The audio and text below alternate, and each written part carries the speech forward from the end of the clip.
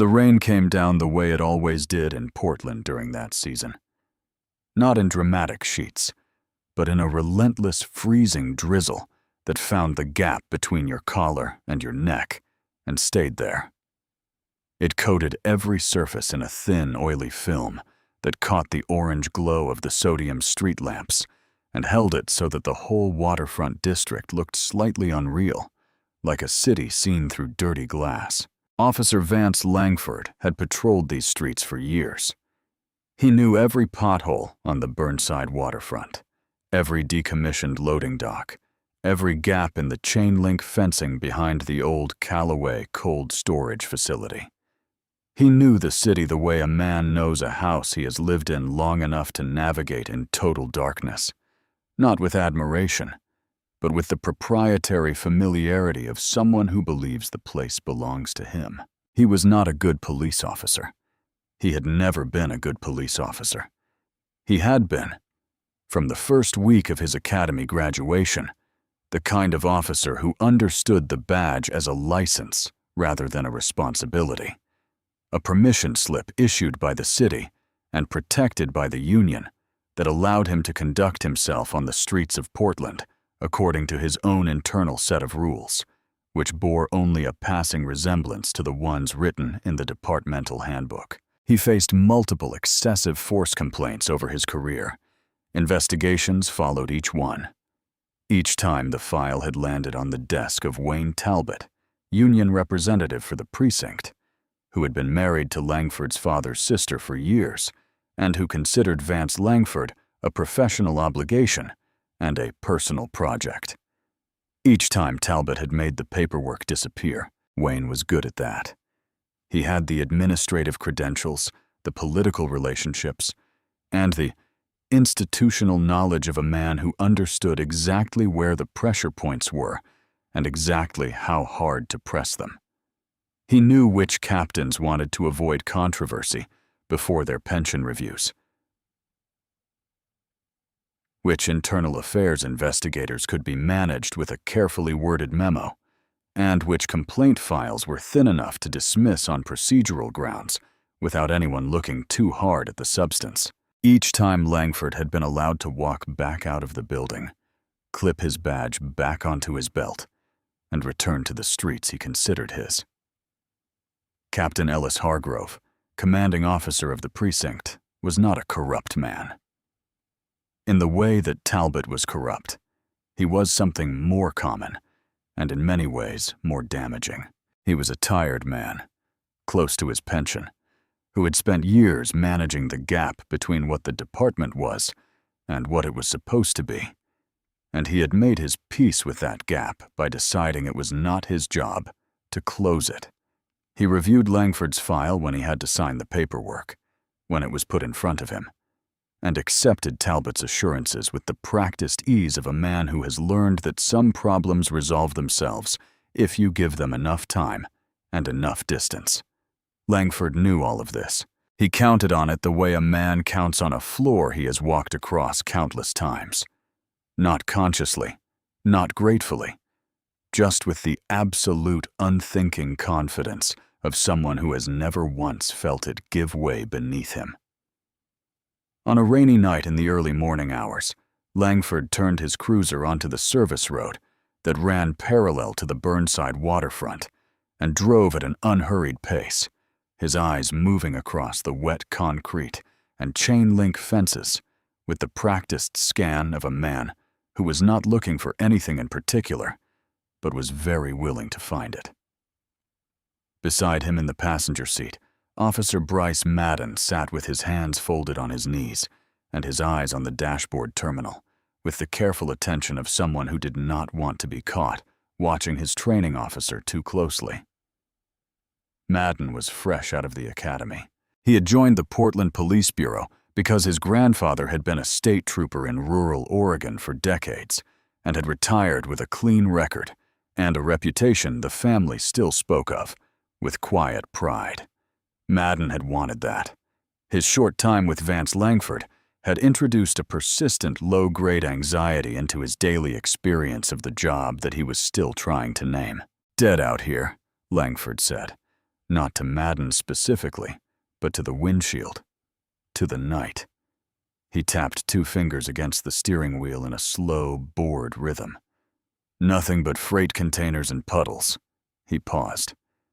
You know what I hate more than the quiet? Madden said nothing. He had learned quickly that Langford's questions were rarely questions. People who think quiet means everything's fine.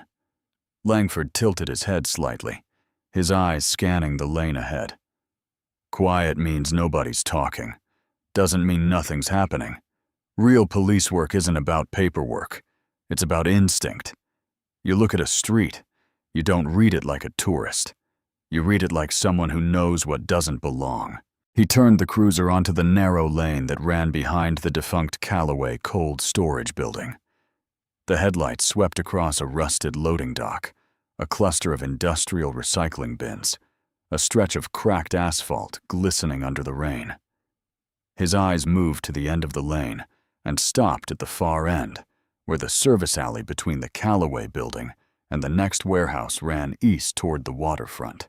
A figure stood motionless against the wall, dark jacket, low cap, hands in pockets.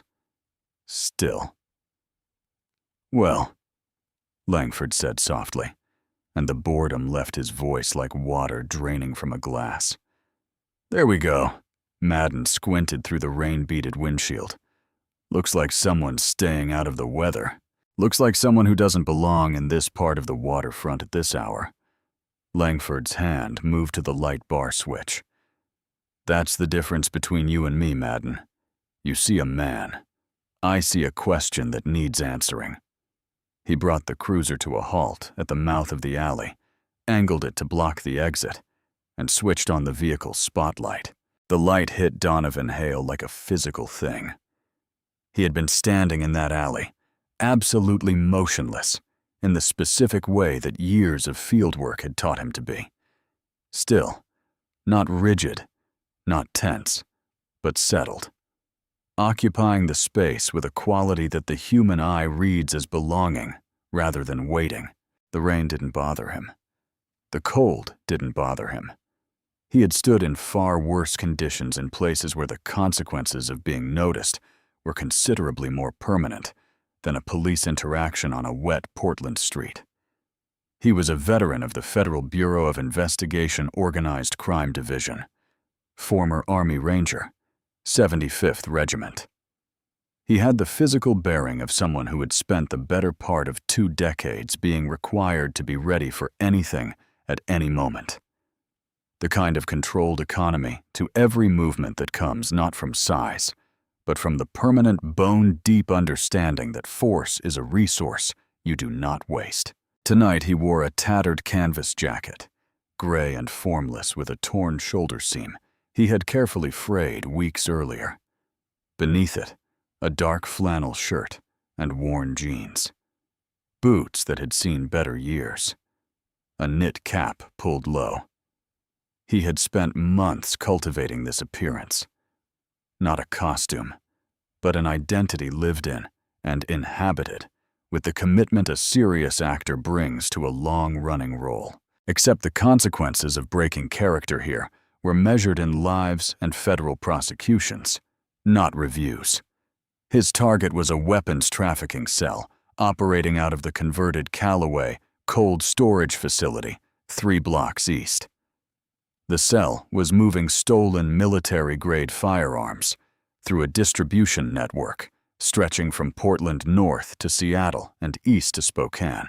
The cell's logistics coordinator, a man known only as the coordinator, had been Donovan's focus for months. Tonight, he was scheduled to make contact with a mid-level courier known as the Fixer, a man dissatisfied enough with his arrangement to be flipped into an informant. He needed only a brief window.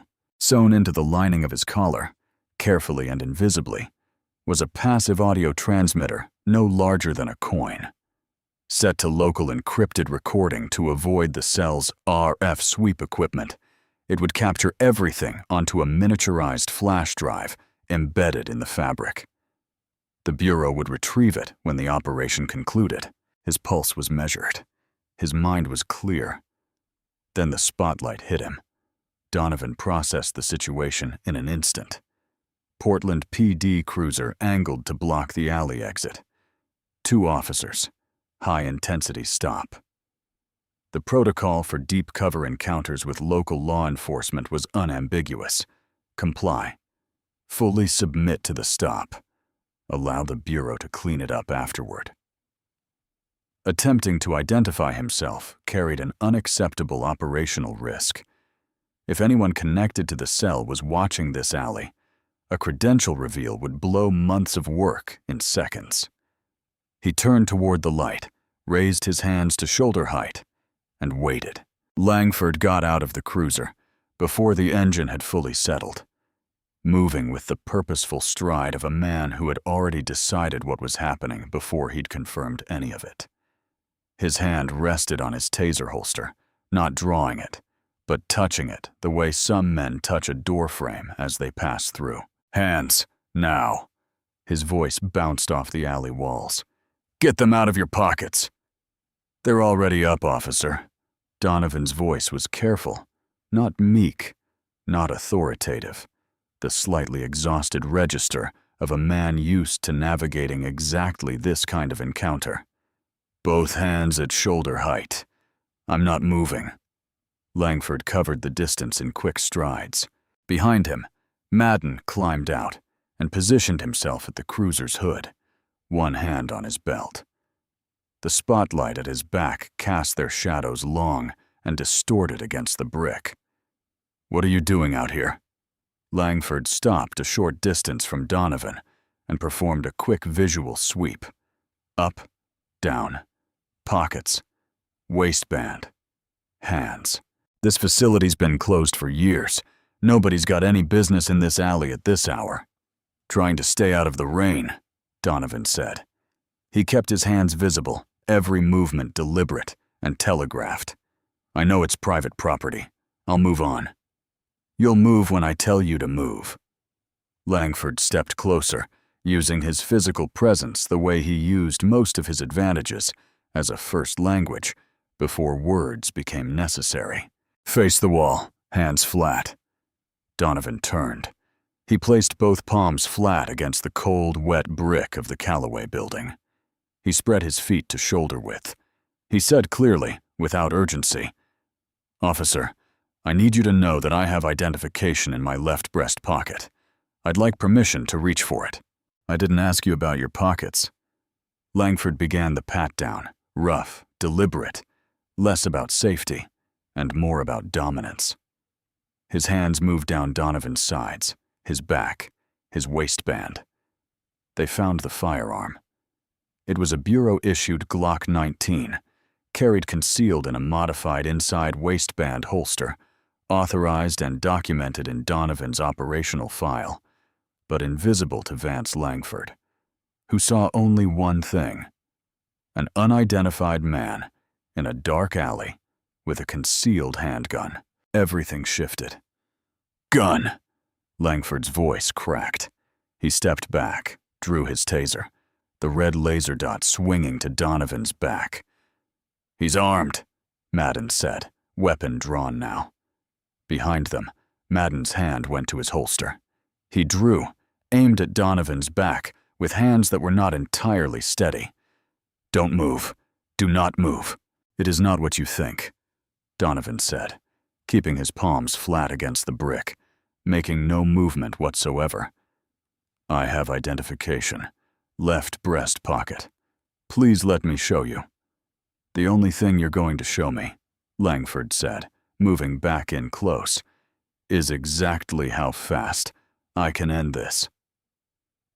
He didn't wait. The first impact came without warning. Langford drove his forearm hard into the back of Donovan's neck, using his full weight and forward momentum, slamming Donovan's face into the brick with a force that split his lower lip instantly and sent a white explosion of pain across his vision. The metallic taste of blood flooded his mouth immediately. Donovan's combat instincts cataloged his options in the time it took to draw a breath. He could break Langford's wrist with his left hand and create space in seconds. He could use the brick wall as leverage, turn into the officer's weight, redirect the force, and have Langford on the ground in moments. He could neutralize Madden, the rookie, untested hands, not steady, in another instant. He had done harder things in darker places with less preparation.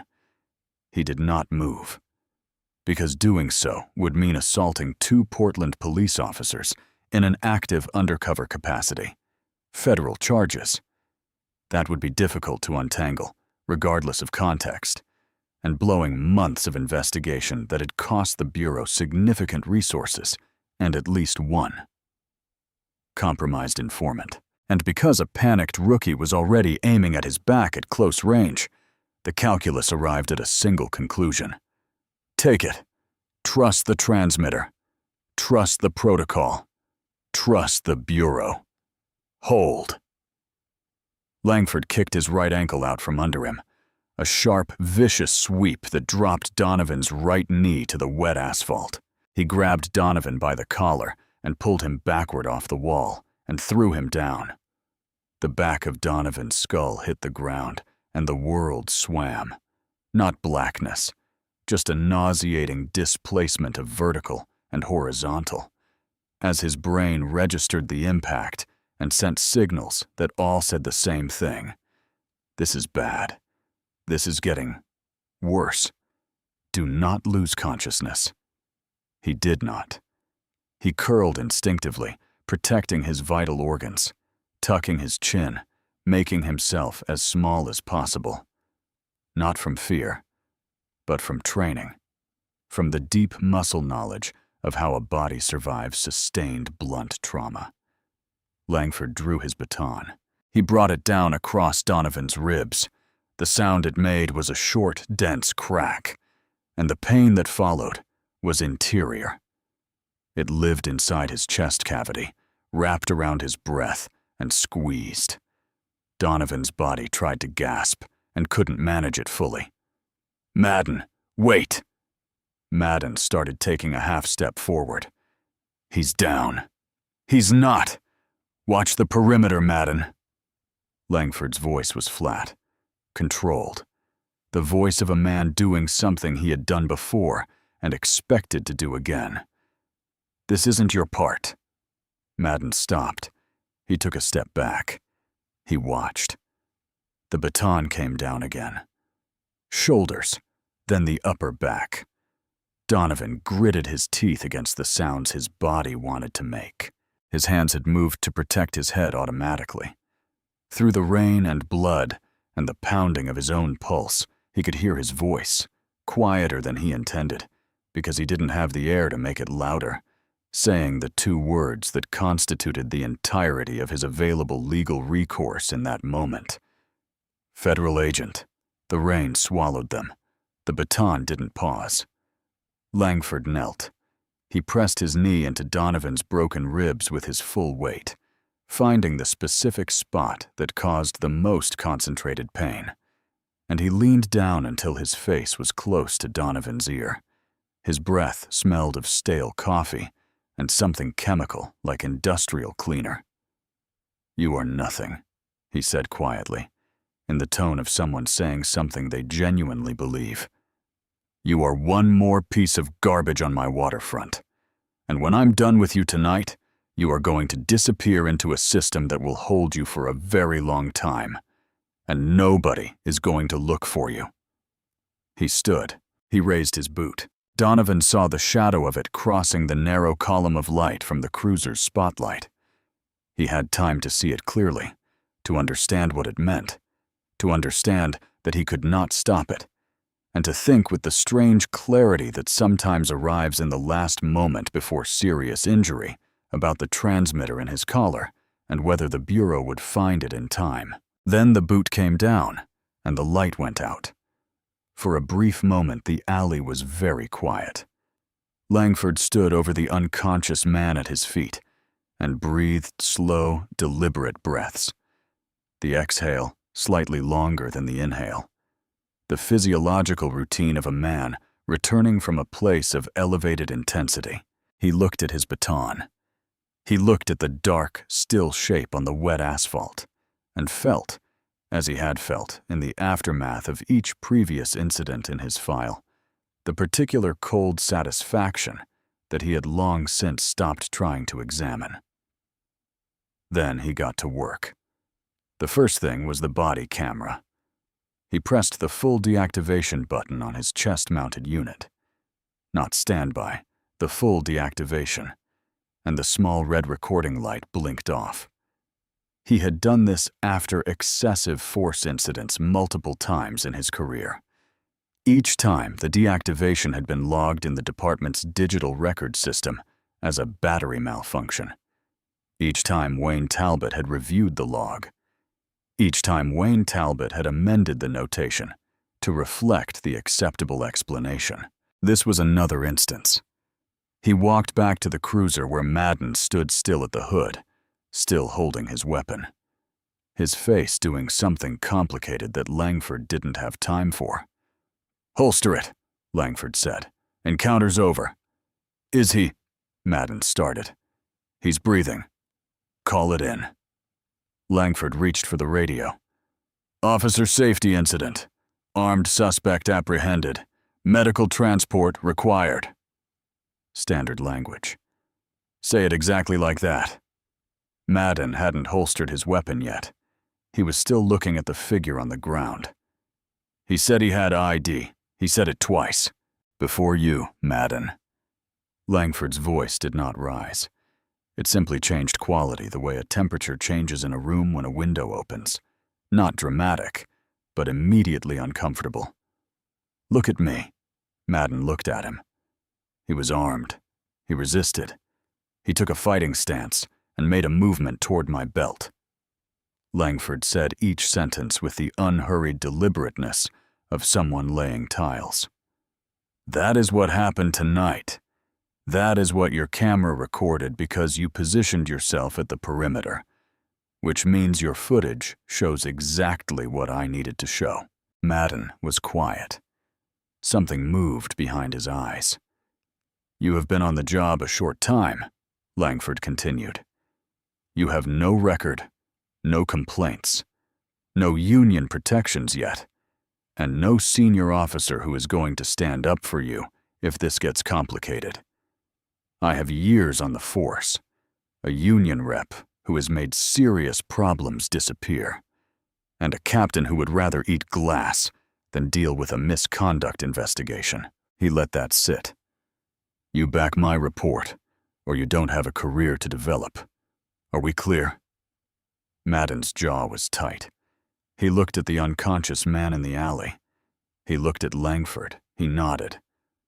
And in the nodding, in the seconds it took for him to make that choice, something settled into Bryce Madden's chest that would stay there heavy and permanent for every day that followed. He did not know yet that it would eventually become unbearable. He only knew that he was nodding, and that the nodding felt like the worst thing he had ever done.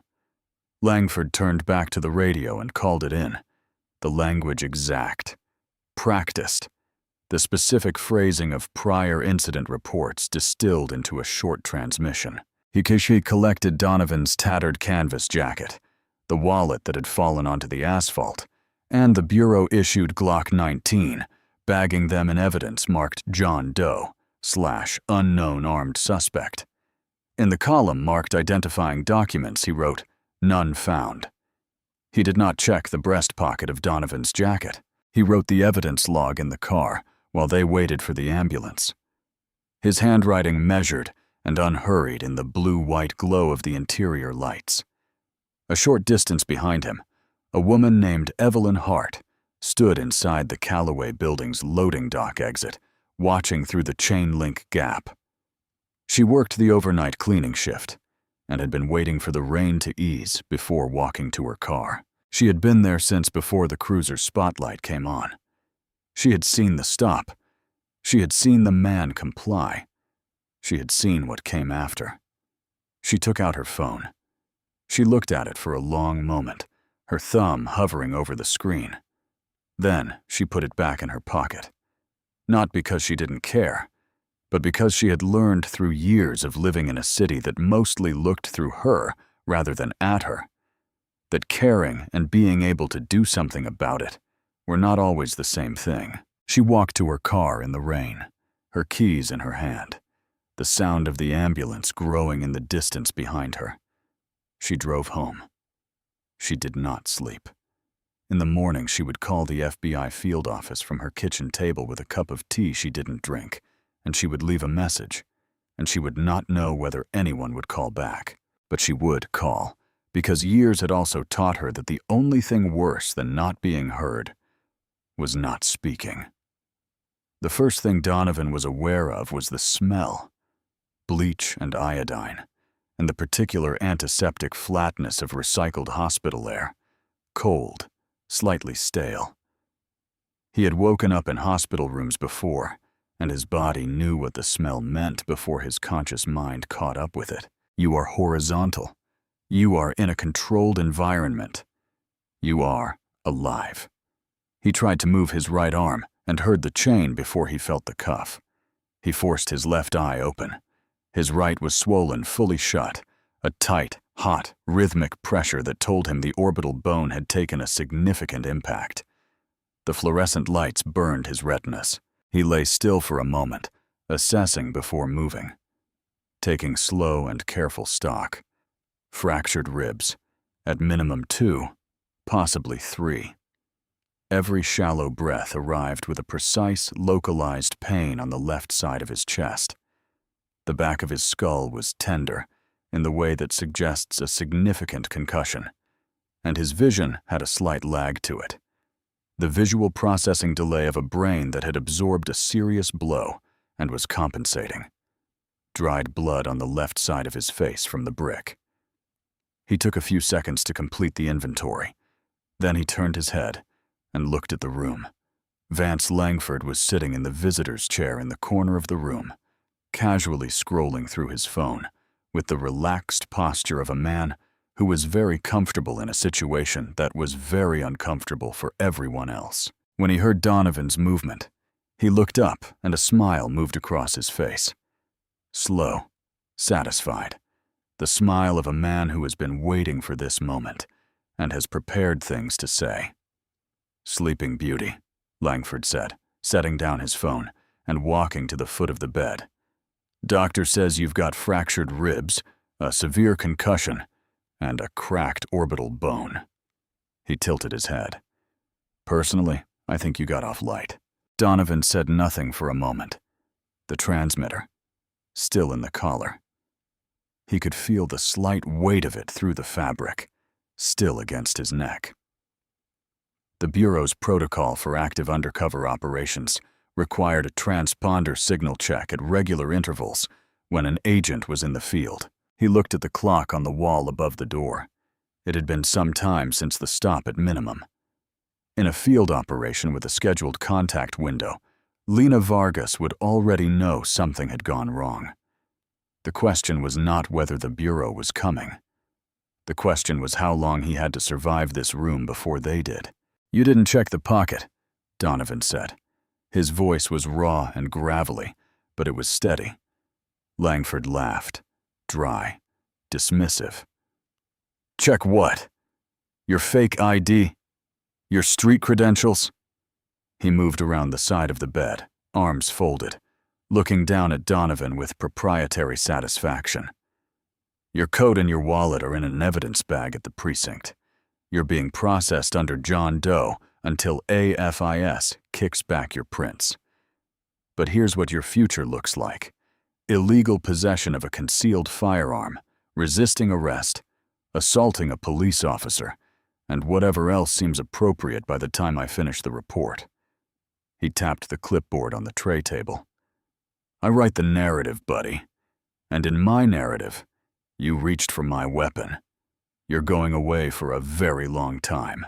Donovan rested his head back against the thin pillow, his good eye fixed on Langford with the quality of attention that has nothing theatrical about it, no performance of defiance, just a clear, direct, patient regard, the way you watch something you know is going to happen eventually. "You're a dead man walking, Langford," he said quietly, not as a threat, as an assessment. Langford's expression shifted. A flicker of something behind the smugness, quickly suppressed, replaced by a harder version of the same expression. He stepped forward and grabbed the bed rail with both hands, leaning over the bed, closing the space between them. "You want to catch another beating in here, tough guy?" "Because I will." He held there for a moment, his face close, his breathing slightly elevated. Then he straightened, adjusted his duty belt, and walked back to his chair with the casually confident stride of a man who has just won an argument. After Langford picked up his phone, and the room settled into its particular quality of silence, the silence of a man who believes he has the only power in it, Donovan turned his face toward the wall. He stayed that way for a long moment, not from defeat, from the specific effort of containing something that had no useful outlet in this room, in these cuffs, with this man a short distance away. He had been trained to manage fear. He had been trained to manage pain. Nobody had ever specifically trained him for this. The experience of lying in a hospital bed broken in several places, listening to the man who had broken him make coffee jokes, and being required by every professional and tactical consideration available to him to do absolutely nothing about it. He breathed in. He breathed out. Then he looked at the clock on the wall, calculated the bureau's next transponder window, and went back to waiting. He was very good at waiting. He had never hated it more than he did in that moment, and he allowed himself exactly that, the private, wordless acknowledgement of what this actually cost, before he put it away and went back to work. Supervisory Special Agent Lena Vargas had been at her desk in the Portland field office since the early morning hours, not because she had been called in, but because a scheduled undercover contact window existed involving one of her best agents.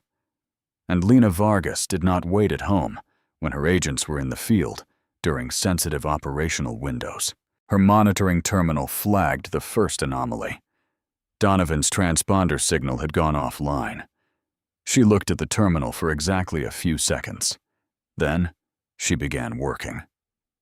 "Jenkins," analyst Tara Ellison was at her desk across the room. "Pull dispatch logs for the waterfront sector from the recent period. Cross-reference with any Portland PD radio traffic from the Callaway facility vicinity." The cross-reference took minutes. A Portland PD officer safety call from the Burnside waterfront sector. Armed suspect apprehended. Medical transport requested. Subject transported to Providence Hospital. Donovan's transponder re-established signal. Fixed position at Providence Hospital. 4th floor. Vargas did not convene a meeting. She called the federal duty judge directly, stated Donovan's name and assignment classification, and had a no-knock warrant for the precinct evidence locker authorized quickly. Quick response team assembled, and in vehicles shortly after. She pulled Donovan's personnel file one more time before walking out. Not to review it, but to hold it for a moment. The way you hold something to confirm it is real and solid, and worth what you are about to do for it. His Ranger record, distinguished service commendations, completed undercover operations that had resulted in major federal prosecutions. She put the file down, picked up her jacket, and walked out of the office. She did not spend time imagining what she was going to find in that hospital room.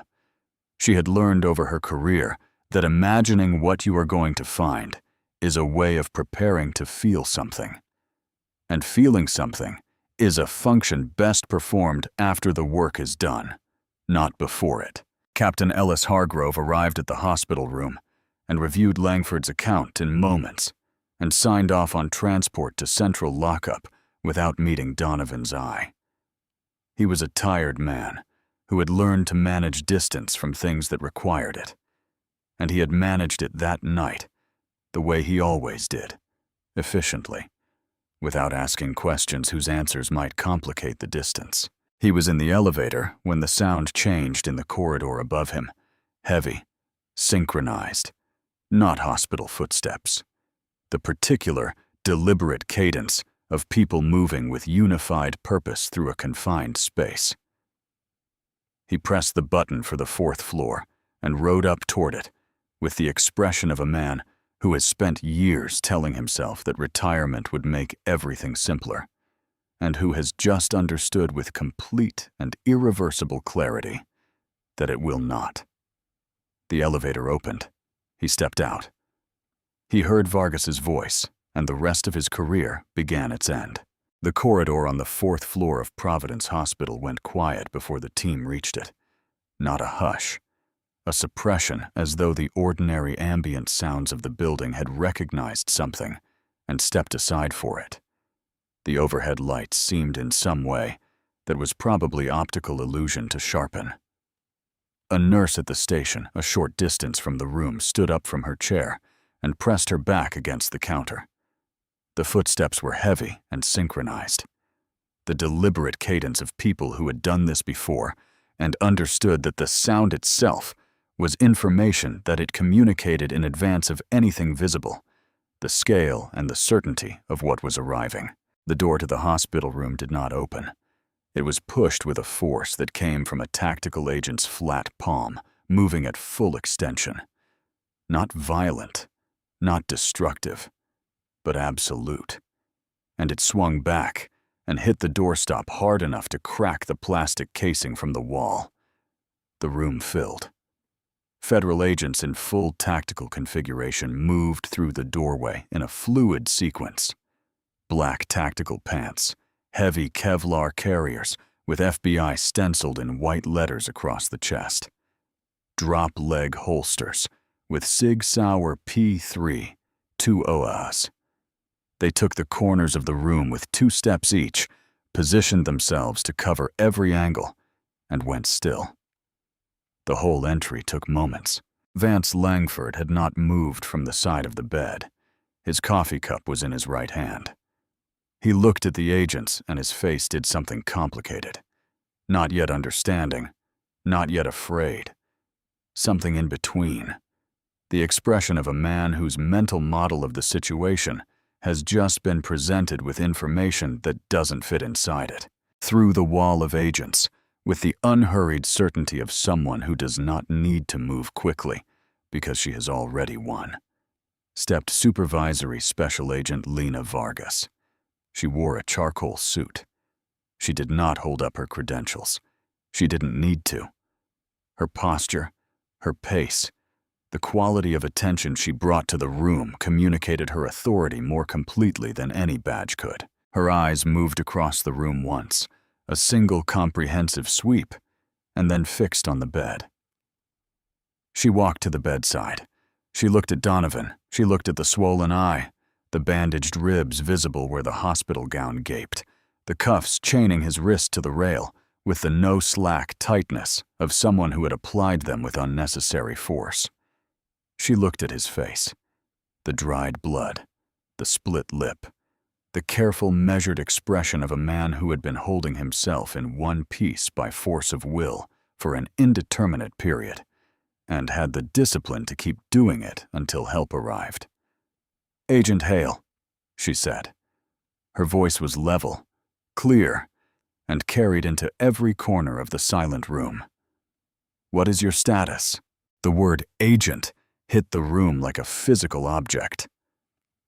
Donovan looked at her. Through one eye, with a face that had been through significant violence in the recent hours, he managed something that was almost, not quite, but almost a smile. "Cover's blown, boss," he said. His voice was rough from the bruised throat and the blood he'd swallowed and the simple exhaustion of holding himself in one piece. "But I'm still breathing." For a moment, the room was so quiet that the hum of the fluorescent light above the bed was audible. Then the moment broke, and several things happened at once. Captain Hargrove, who had followed the agents through the door and positioned himself near the frame, let his hand drop from his reading glasses. His face performed a rapid, involuntary rearrangement from confusion to recognition, to comprehension, to something that went beyond dismay into the territory of a man who has just understood the full weight of what he allowed to happen on his watch. He turned his head slowly toward Langford. Langford was standing at the bedside of the man he had beaten unconscious in a waterfront alley hours earlier, and his mouth was open. The coffee cup was still in his hand. His brain was working.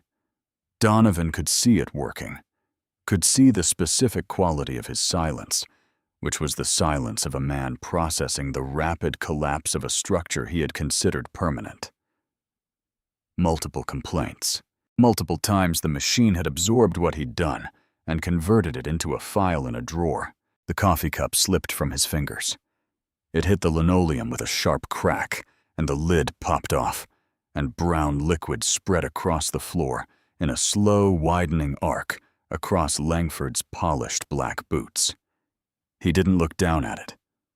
He stood in the spreading puddle and stared at Vargas's open credentials case at the words, Federal Bureau of Investigation, printed on an identification card that bore a photograph of the man he had spent the recent hours calling John Doe. He had not just beaten a vagrant.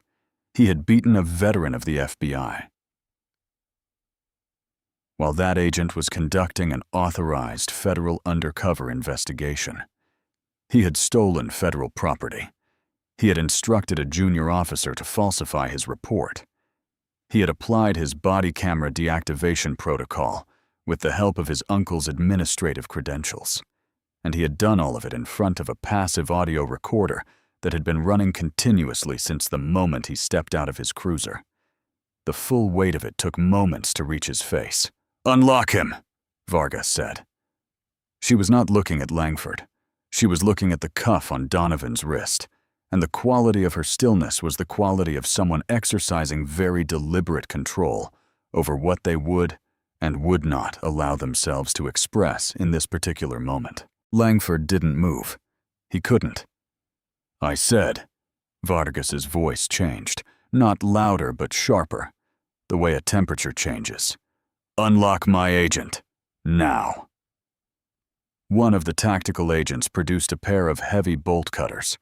He positioned them around the chain link with professional ease and cut it with a single clean resonant snap.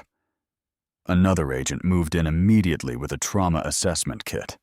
Hargrove had finally found his voice, though it trembled. "Agent Vargas, I want you to know I was not aware of any federal operation in that sector. If I had known..." "Captain."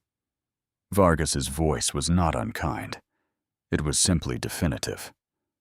"There is no internally anymore. Jurisdiction over the assault of a federal officer doesn't exist at the precinct level." She glanced at her watch. "As of recently, a federal evidence response team is executing a no-knock warrant at your precinct building. They are securing the evidence locker, freezing the digital network, and pulling every access log and camera record in the building." She paused. "Including the disciplinary records database."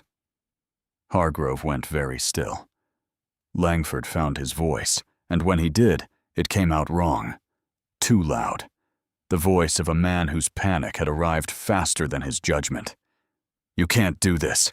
I am a Portland police officer. I have rights. I need my union rep. Wayne Talbot. Call Wayne Talbot." "Officer Langford," Vargas said, and she turned to face him fully. "You are under arrest for deprivation of rights under color of law. You are under arrest for assault on a federal officer. You are under arrest for obstruction of a federal investigation." "I want my union rep," Langford said, and now the loudness had a different quality. Not anger, but fear wearing the costume of anger. "I want Wayne Talbot." "Turn around," said one of the agents, moving toward him. "Hands behind your back." Langford did not turn around. For a moment he stood in the spreading pool of his spilled coffee and held his ground. And something moved across his face. The refusal of a man who had never faced a consequence he could not escape. Then the two agents took him by the shoulders, turned him efficiently, and pressed him forward against the wall. The handcuffs clicked into place. The sound was metallic and precise and final, and it rang in the silent room for a moment before it faded. Donovan from the bed watched. He had pushed himself up to a partial sitting position, one arm braced against the mattress, his good eye following the arc of the moment with the careful attention of someone who has waited for something for a long time and wants to be present when it arrives. From the doorframe, Captain Ellis Hargrove watched the tactical agents walk Vance Langford toward the door. Langford's shoulders were rigid, his chin up, performing a dignity the moment had already stripped from him completely. He passed close to Hargrove, and their eyes met briefly. Hargrove's face holding the expression of a man confronting, without the luxury of distance, what he had been complicit in. And then, Langford was through the door, and gone. The corridor swallowed the sound of his footsteps. The room was quiet. Wayne Talbot called Raymond Holt from the precinct parking lot before he went inside.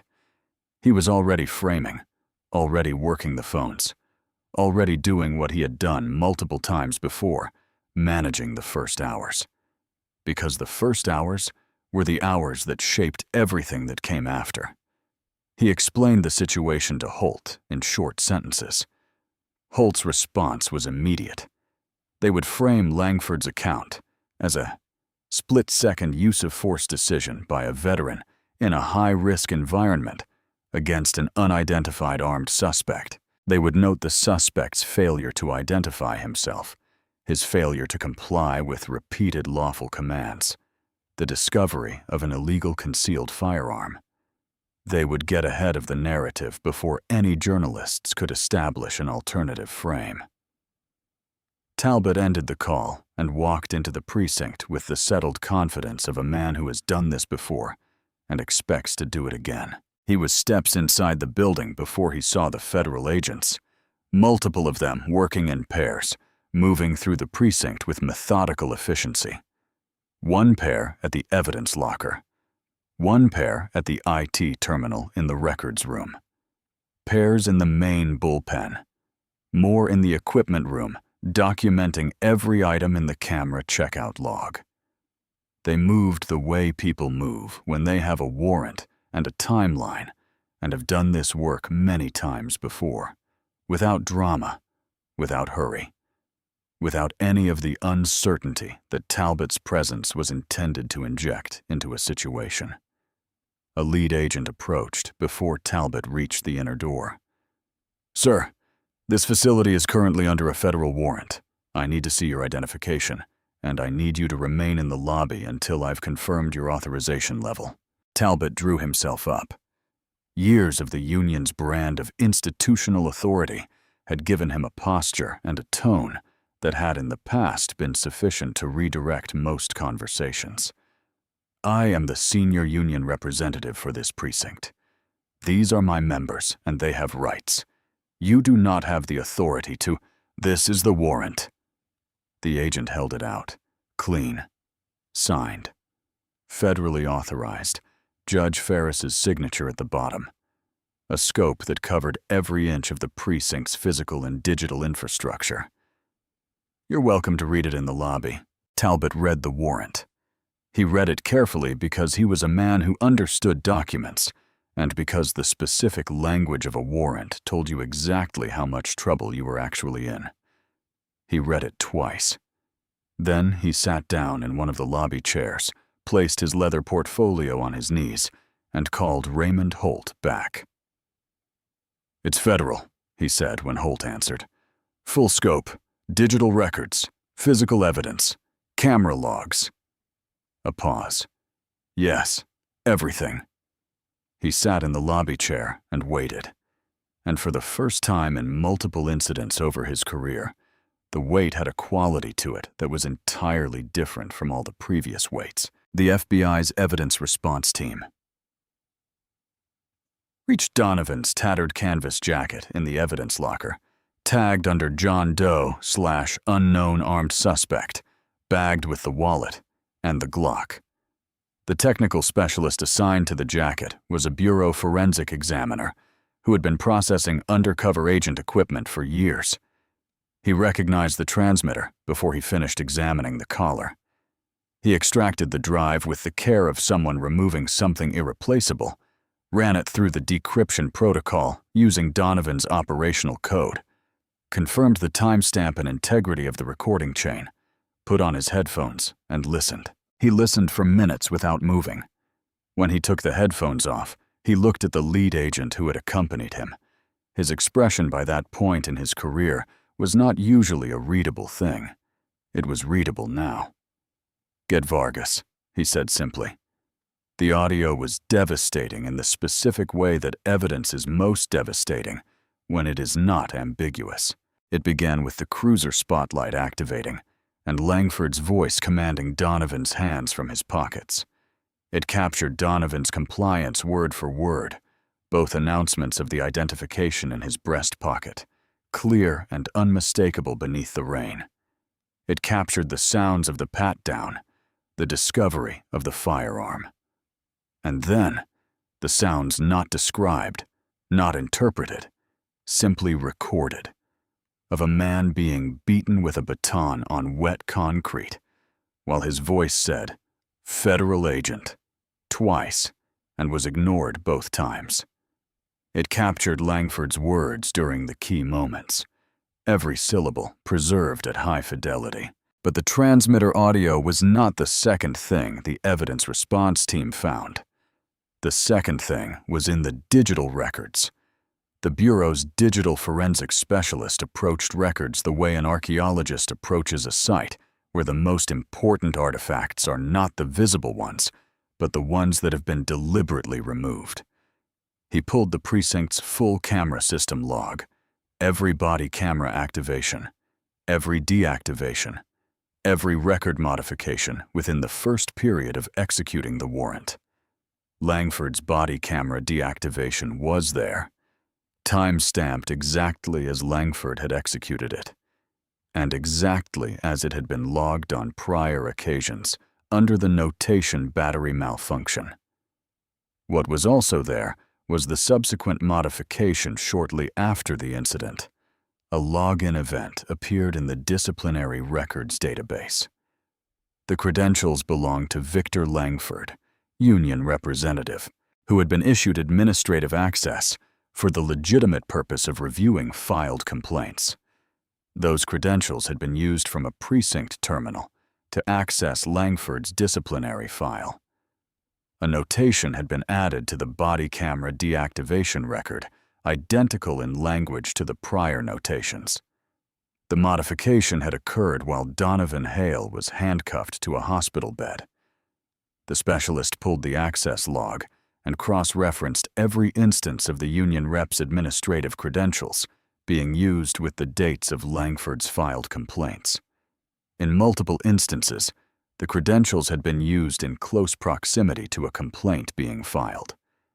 In several, the complaint had been subsequently modified, notated, or transferred to a status category that effectively suspended its processing indefinitely. Talbot had not just been protecting Langford that night. He had been protecting him for years, in the very system designed to expose what he was doing, logged in under his own name. The specialist looked at the full log for a long moment. Something moved across his face. Then he flagged every relevant record, saved the complete documentation package to the Bureau secure server, and called Vargas. "We have the transmitter audio," he said, "and we have something else." The Federal Holding Facility visitation room was functional in the way that all such facilities were functional. Adequate, institutional, designed for the temporary processing of people whose circumstances had recently changed significantly for the worse.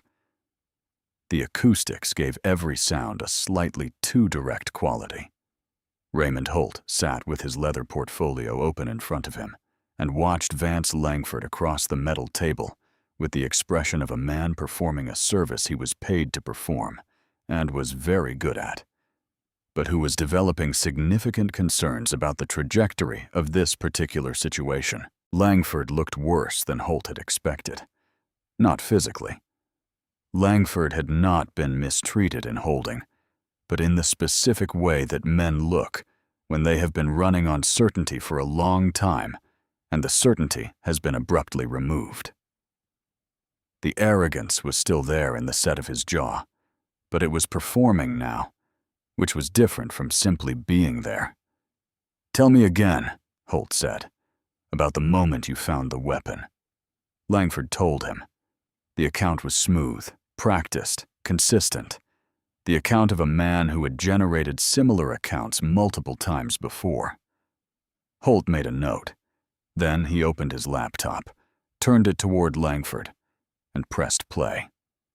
The audio filled the small room with an immediacy that no courtroom would have matched in this space. With no distance, the sounds were simply present. Rain. Then Langford's voice. Then Donovan Hale's voice, steady and compliant, announcing the identification in his breast pocket with a clarity that left no room for interpretation. Then the sounds of the baton. Langford's face changed while he listened, not dramatically, but something behind his eyes adjusted, recalculated, arrived somewhere it had not been before. Holt stopped the playback. "He told you he had ID," Holt said. He was not accusatory. He was a lawyer establishing a fact. "On the recording, before any physical contact, before the weapon was discovered. He announced it clearly.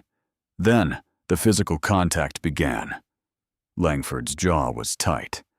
"The situation was—" "I also need to tell you," Holt said, cutting across him with practiced smoothness, "about Wayne Talbot." He turned to a new page on his legal pad. The FBI's digital forensics review of the precinct record system has documented multiple instances in which Talbot's administrative credentials were used to modify or suppress filed complaints against you. The access log timestamps correspond directly with complaint filing dates. His login appears shortly after the incident modifying your body camera deactivation record. He let that sit for a moment. "This constitutes multiple counts of civil rights conspiracy under federal statute." He paused. "Wayne Talbot is currently being interviewed in a room in this building." Langford's head came up. "He's here." 2 floors up in an interview room, Wayne Talbot sat across from 2 federal agents with his leather portfolio on the table in front of him, closed. He had arrived expecting a conversation, the kind he had navigated dozens of times over years in rooms not unlike this one, with people who had institutional leverage, but not quite enough of it. He had arrived with the specific confidence of a man who considers himself very good at his job. The agents did not raise their voices. They opened a laptop and showed him the access log. Every credential use, every modification, timestamp, every deleted complaint entry in precise chronological order. His own login ID on every line. Entry after entry, entry after entry. Years of Langford's complaint files systematically managed. The dates lined up with the precision of a bookkeeper's ledger, which was exactly what it was. Talbot looked at the screen for a long time. He looked at the first entry from years earlier, days after a motorist filed a complaint about Langford's conduct during a traffic stop on Burnside. He looked at the last entry, shortly after the incident, while Donovan Hale was handcuffed to a hospital bed. His leather portfolio slipped off the edge of the table. He didn't reach for it. He sat in the interview room chair with his hands flat on his knees and looked at the log, and looked at the first agent who held his gaze steadily without expression, with the particular patience of someone who is already Wamalmo one and is simply waiting for the other person to understand it. "I'd like a lawyer," Talbot said. The agent nodded. "Of course." He reached over and closed the laptop.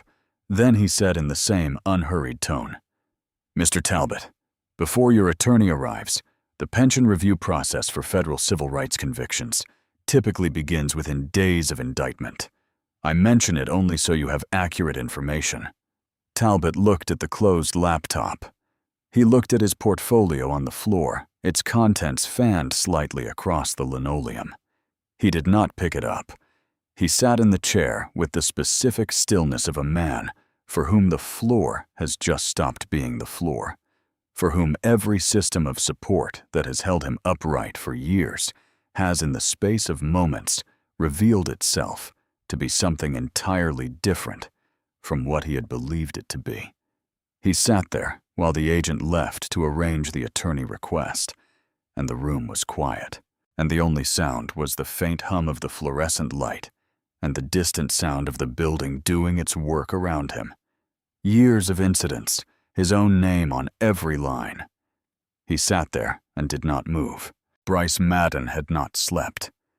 He had been brought to a separate interview room and offered coffee, which he accepted, and food, which he did not. He was still in his uniform, minus the duty belt, and the uniform felt in the quality of the fluorescent light in that room like something he was wearing for the last time, which was a feeling he had not anticipated having, and which had been sitting in his chest since roughly the moment he watched Vance Langford's handcuffs click shut in the hospital room hours earlier. He had joined because of his grandfather, who had worn a uniform for decades with a clean record and a reputation the family still talked about. He had wanted that.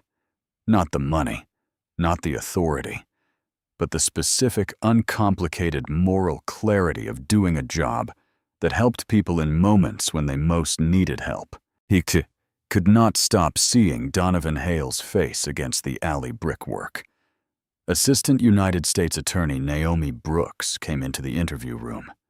She was methodical, with the economy of movement and language of someone who had spent years building federal cases. She did not perform warmth. She did not perform sternness. She simply sat down across from Madden with a folder and looked at him with the direct, unhurried attention of someone who had all the time she needed. "Officer Madden," she said, "I want to tell you what we already know, and then I want to tell you what we're offering, in that order." She laid out the transmitter audio described without playing it, because she wanted Madden to understand what was on it without the emotional impact of hearing it and potentially closing down. She described Langford's body camera deactivation. She described Talbot's access log and what it showed. Then she placed a single document in front of Madden. "Your body camera," she said. "You dimmed it. The audio remained active." Madden looked at the document. He had known since the moment he chose to dim rather than fully deactivate. A decision made in a fraction of a second in the dark of the cruiser before they had even stopped, that this choice was either going to matter enormously or not at all. He had not known which. Now he knew. "It captured Officer Langford's instructions to you in the cruiser," Brooks said, prior to the stop. His characterization of what he intended to do, his guidance on report writing following the incident, and his statement that he had handled situations like this before and had people in place to make it disappear. She paused. "That's a significant piece of the evidentiary record, Officer Madden. What we are offering is full immunity from prosecution for your role in the incident and the subsequent false reporting in exchange for your complete cooperation and your testimony at trial." She set the immunity agreement on the table between them. Madden looked at it for a long time. Naomi Brooks, who was very good at this, who had learned that the most important thing you could do in a room like this was hold still and let the silence work, did not move or speak. He thought about his grandfather, who had come home every night with his record clean and his conscience clean, and had never, as far as Madden knew, found himself in a room like this one, facing a choice like this one. He thought about the figure on the wet asphalt, curled against the baton, not fighting back, trusting something to eventually be right. He thought about standing at the perimeter. He thought about how the nod had felt, and how it had continued to feel heavy and permanent in the center of his chest every day since. He picked up the pen. His hand was completely steady when he signed, not because he was unafraid, but because the fear and the decision existed in separate rooms inside him, and he had already locked the first one and was standing in the second. He set the pen down. He looked at the table. "What happens now?" he asked. "Now," Brooks said, "you tell me everything from the beginning, and we write it down." Months later, the United States District Court for the District of Oregon occupied its appointed space in the federal courthouse on Southwest 3rd Avenue, with the particular gravitas of an institution that has been doing its work long enough to have forgotten that it once needed to assert its authority and now simply embodies it. Outside, on the morning that the trial of United States versus Vance Langford began, there were news vans and a crowd that had gathered with the energy of people who understand that something significant is occurring, even if they cannot fully articulate what. Signs, some handmade, some printed with the careful design of organized advocacy organizations. A news crew from the local affiliate was setting up across the street. Inside the courtroom of the Honorable Judge Evelyn Whitaker, former civil rights attorney, federal appointee. The ambient temperature was cool, and the light was the amber white of high-grade institutional fixtures. Judge Whitaker was precise in her language, precise in her application of procedural standards, and precisely intolerant of any attempt by any party to substitute performance for substance in her courtroom. At the defense table sat Vance Langford in a gray suit that looked like it had been purchased for this occasion and had not been worn enough times to stop looking like that. He was thinner than he had been months earlier. The holding facility and the pretrial period had redistributed the confidence that had previously occupied that physical space, replacing it with something more careful and considerably less comfortable. Raymond Holt sat beside him with his leather portfolio and practiced composure, making small, neat notes. At the prosecution table, AUSA Naomi Brooks arranged her materials with the systematic thoroughness of someone who had been building this case for months and knew exactly where everything was and why it was there. Behind the prosecution table in the first row of the gallery sat Donovan Hale. He wore a navy suit, tailored, well-maintained. A faint pale scar traced a line through his left eyebrow, the mark left by the orbital fracture's healing process, barely visible except in certain light, and then clearly visible once you knew to look. When he held himself in the wooden gallery seat, there was a slight stiffness in his upper back, a subtle quality of care in how he settled his posture. That was the residue of the rib fractures and would remain with him, his doctor had said, probably permanently. He looked at Vance Langford with the expression of a man who has spent months waiting for a room like this, and has in that time come to understand that what he wants from it is not revenge, which is a feeling, but accountability, which is a fact. Behind Donovan, 2 rows back, sat a woman he had never met. Evelyn Hart wore her good coat, the one she kept for occasions, and held her purse on her lap with both hands. She had driven downtown from her apartment in the Lentz neighborhood, parked blocks away, and walked to the courthouse in the October cold, because a federal agent's assistant had called her back months earlier, and she had given a recorded statement. And then, she had been told that her statement had been formally received and documented. And then, she had been told the trial date, and she had written it on her kitchen calendar in her careful, upright handwriting. She had not been subpoenaed. She was not a witness. She was simply a woman who had seen something through a chain-link fence at night and had decided that seeing it all the way through mattered. Judge Whitaker entered. The courtroom rose and then sat. Naomi Brooks presented the government's opening argument. She did not tell a story. She did not perform outrage. She laid out a sequence of documented facts, each one specific, each one sourced, each one connected to the next with the clean, deliberate logic of a woman who understands that a case built on facts does not need to be dramatized. The jury listened with the focused attention of people who had been waiting for the information that would make sense of why they were there. When she finished, she sat down. Holt's opening was longer and less effective. It attempted to contextualize the incident within a framework of split-second decision-making under dangerous conditions.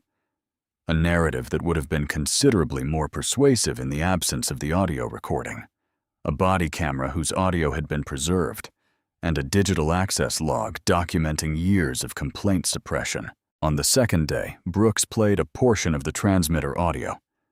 The courtroom, which had been managing its attention with the trained patience of a room full of people doing their civic duty, went very quiet when the first sounds came through the speakers. Not the dramatically quiet of people being performatively attentive.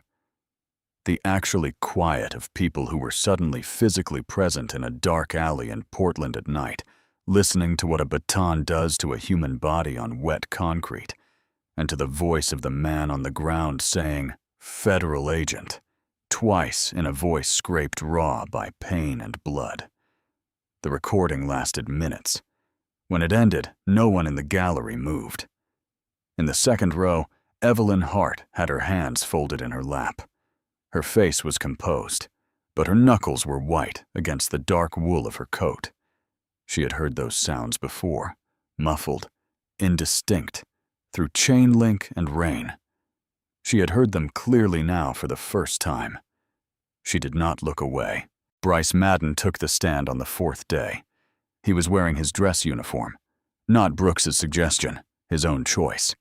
And when Holt objected to the optics of it, Brooks noted simply that a witness was entitled to wear whatever they chose.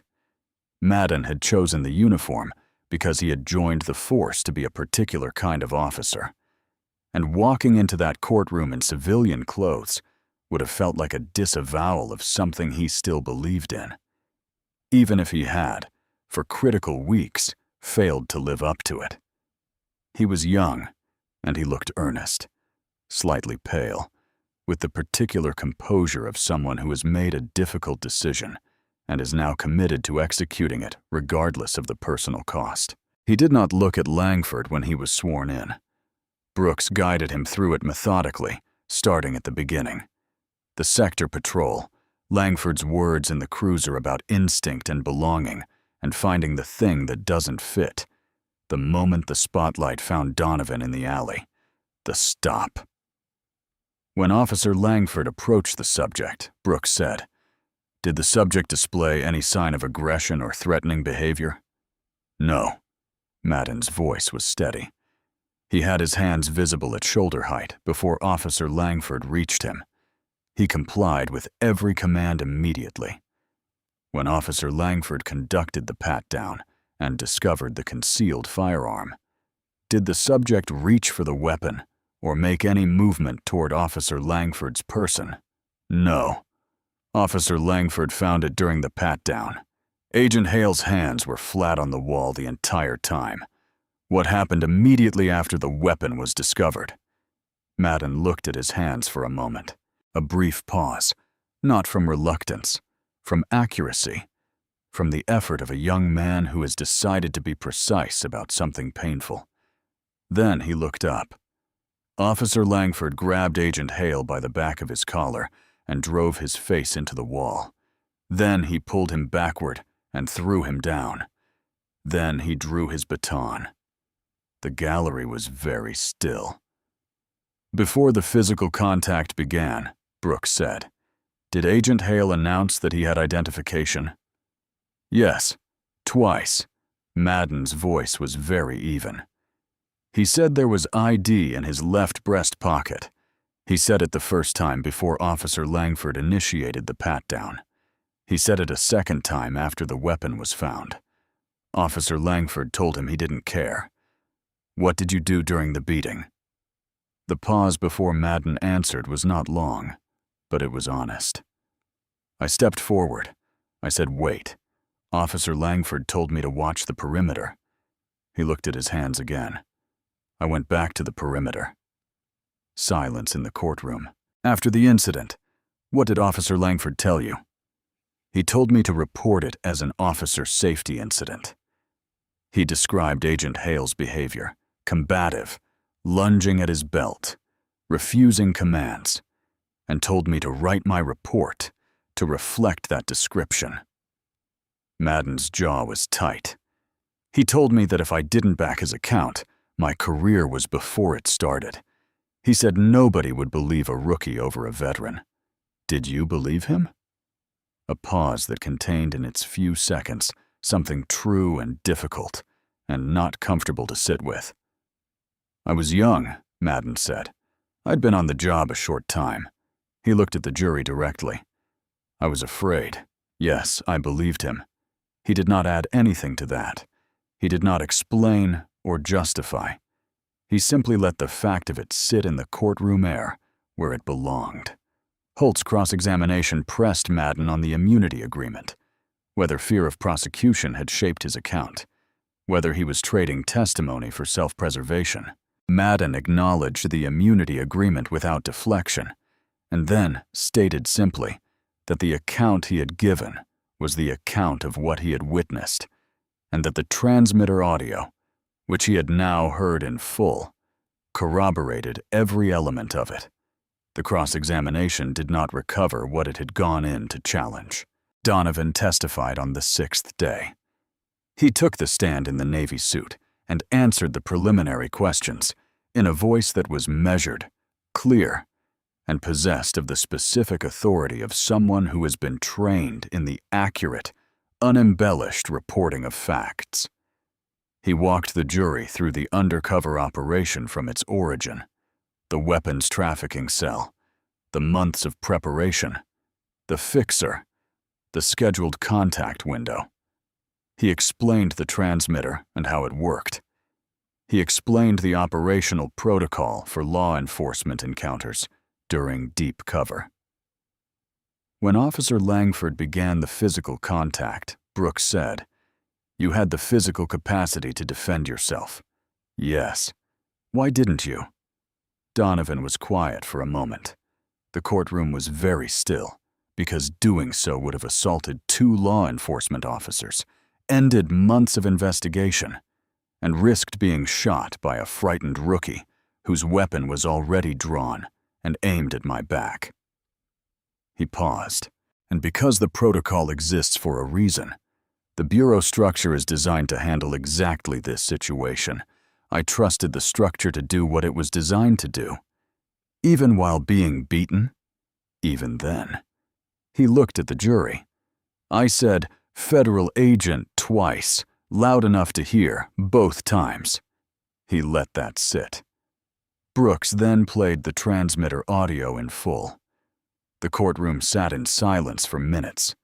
The jury listened to the rain and the commands and the compliance and the twice-announced identification that was not checked and the sounds of the baton and the voice on the ground saying, "Federal agent," in a register scraped clean of everything except the essential information the man needed to convey.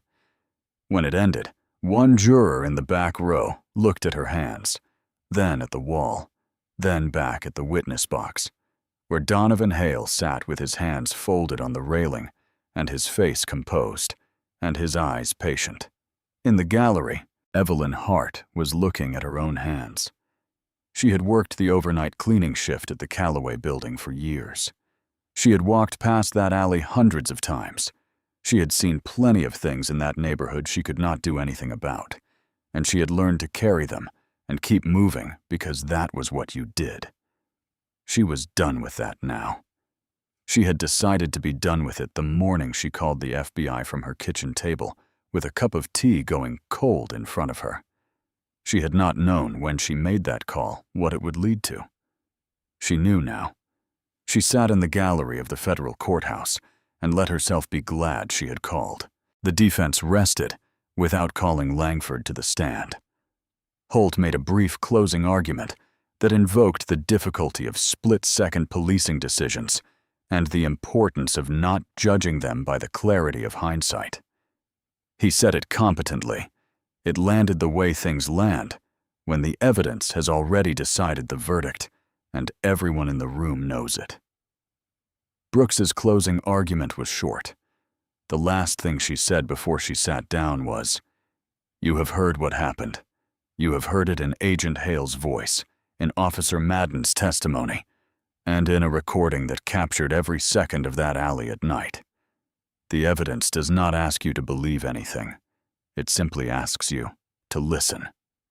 The jury deliberated for hours.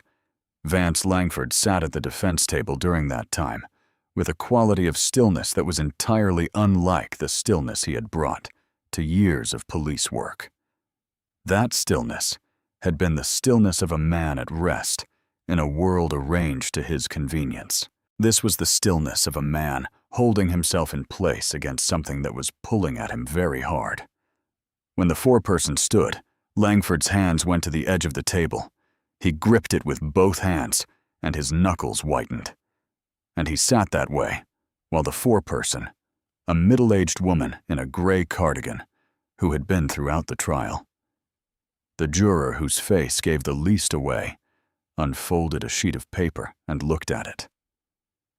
"On the count of deprivation of rights under color of law," she said, and her voice was level and clear, "we the jury find the defendant Vance Langford guilty." Someone in the gallery made a sound, suppressed quickly but present, the sharp intake of breath that is also a release, the sound of something held for a long time being allowed to let go. "On the count of assault on a federal officer, we find the defendant guilty." Raymond Holt made a note on his legal pad with the mechanical action of a man doing the only thing available to him. "On the count of obstruction of a federal investigation, we find the defendant guilty." Langford's hands tightened on the table edge until the table registered it, a slight, barely audible creak of pressured wood. Judge Whitaker received the verdict form, reviewed it, thanked the jury for their service, and set the sentencing hearing for weeks hence. The sentencing hearing was brief. Holt offered mitigating circumstances, years of service, commendations in the file, no prior criminal record. He presented them competently, and without apparent expectation that they would significantly alter the outcome. Judge Whitaker looked at Vance Langford for a long, measured moment before she began. "Officer Langford," she said, and her voice had the quality of a room cleared of everything except its essential function. "You were given a badge and a weapon, and the authority to enforce the law in this city. You used those things as instruments of personal dominance over people you decided, based on criteria that had nothing to do with law enforcement, did not deserve the dignity your oath required you to extend to them." She let the silence after that sit for a moment. "You beat a man unconscious on a waterfront in the middle of the night, left him chained to a hospital bed, fabricated a criminal record for him, and instructed a junior officer to commit perjury to protect you. When you were arrested, and the magnitude of your conduct became clear, your first and only response was to attempt to dismantle the evidence and destroy the career of a young officer who had the misfortune of being present that night." She paused again. "There are no mitigating circumstances that alter those facts. There are no years of service that make those choices defensible." She reached for her gavel. "Vance Langford, I sentence you to years in a federal correctional facility to be served without the possibility of early parole.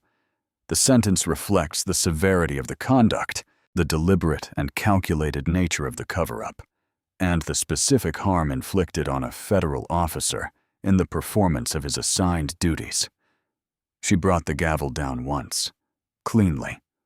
Langford's head dropped, not dramatically, not the collapse of a man undone by unexpected tragedy, but the slow, incremental lowering of someone whose body is acknowledging something the mind has already absorbed. He sat in the gray suit while the marshals moved toward him, and his hands, which had gripped the table edge during the verdict, were now simply resting on his thighs, doing nothing. Weeks later, in a separate proceeding, Wayne Talbot received his sentence on multiple counts of civil rights conspiracy.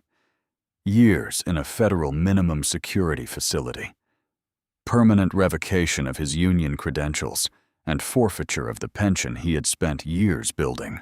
The judge noted in his sentencing remarks that removing institutional protection that enabled multiple incidents over years was not a passive act.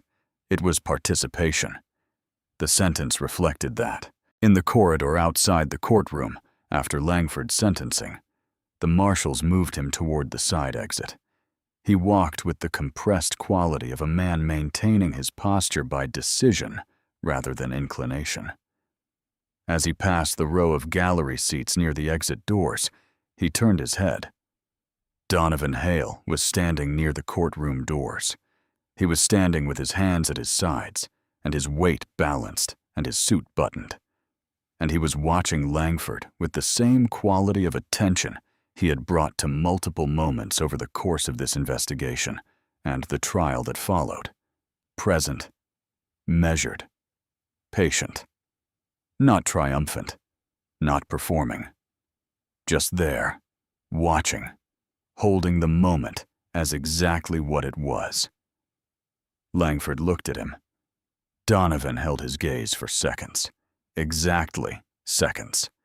Not the duration of a man making a point about dominance, but the duration of a man being fully present for the final beat of something that was now formally and completely over. Then he turned. He walked through the courtroom doors and into the corridor, which was ordinary and fluorescent, and smelled faintly of industrial cleaning products. He walked toward the main exit, and outside the doors, the October light of Portland was bright and cold and completely ordinary, the way the world always is after something significant has concluded, and the world has no particular interest in commemorating it. He had a briefing in hours. There was still work to do. Behind him in the gallery, Evelyn Hart gathered her purse and her coat and walked out into the same October light. She stood on the courthouse steps for a moment, her breath visible in the cold air, and looked at the city. The buildings, the ordinary flow of traffic on Southwest 3rd, the clouds moving fast above the courthouse roof. Then she walked down the steps to the street and turned toward where she had parked her car blocks away. She had worked the overnight shift that night. She had taken the morning off to be here. She would go home, sleep a few hours, and go back to work. She had called. Someone had called back. Something had happened because of it. That was enough. It was more than enough. It was, in fact, everything. The federal undercover operation that Donovan Hale had been running on that night was not destroyed by the arrest. It was paused, transferred to a different handler, and quietly resumed under a restructured cover framework. Weeks after his discharge from Providence Hospital, the trafficking cell's coordinator contact was eventually identified, flipped, and used to build a comprehensive federal case that concluded months after Langford's trial ended. Multiple people were indicted across 3 states, including the logistics coordinator, who had been the operation's primary target from the beginning. The weapons were seized. The network was dismantled. The work Donovan had been doing in that waterfront alley on a rainy night, trusting the structure to protect him while he absorbed what was being done to him, produced the outcome it had been designed to produce. Donovan returned to active duty on a Monday morning in early spring.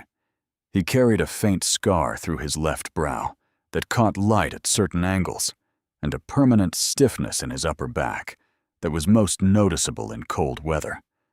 The kind of weather that comes off the Burnside waterfront in October and stays. He had requested no commendation ceremony, issued no public statement, and spoken to journalists only through his attorney in brief statements that refused consistently to frame the experience in any language that placed him at the center of a narrative about himself. He was an FBI agent. He had been on an authorized operation. The structure had done what it was designed to do. He had work to complete. At the precinct, Captain Ellis Hargrove retired quietly in the spring. The precinct's internal affairs function was placed under federal oversight for months, with quarterly reporting requirements, and an independent monitor appointed by the district court. Bryce Madden was reassigned at his own request to a community liaison unit in a different district, where he spent the following years learning methodically and without fanfare how to do the job the way his grandfather had done it, with consistency, with restraint, and with the professional honesty that costs something real to maintain and is for that reason worth maintaining. Evelyn Hart still worked the overnight cleaning shift at the Callaway building.